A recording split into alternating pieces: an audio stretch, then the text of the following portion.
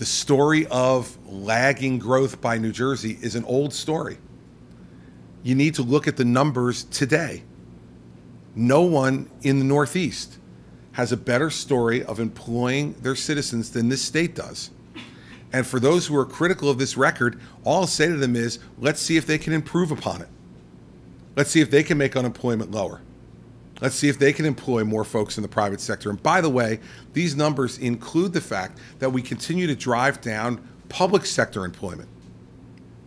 This administration's policies with the property tax cap at the municipal and county level have continued to drive down public sector employment, and our administration has eliminated nearly 11,000 state government jobs since February of 2010 without any layoffs, just through attrition.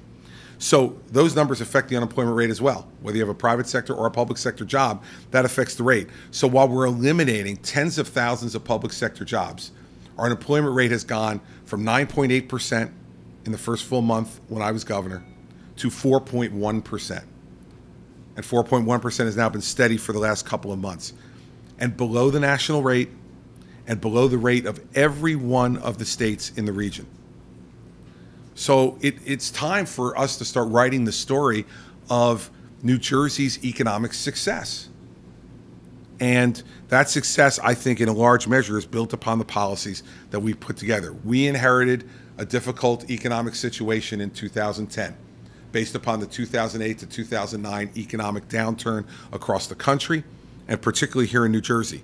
And we have inherited significantly anti-growth policies in this state.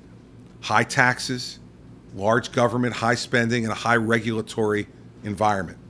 We've reduced that regulatory environment. We've held the line on taxes, and we have put forward pro-growth policies in the areas where we could agree with the legislature, which was predominantly in the areas of incentives. And while that would not have been my first choice, anything that reduces the cost to employers in this state is good for the state.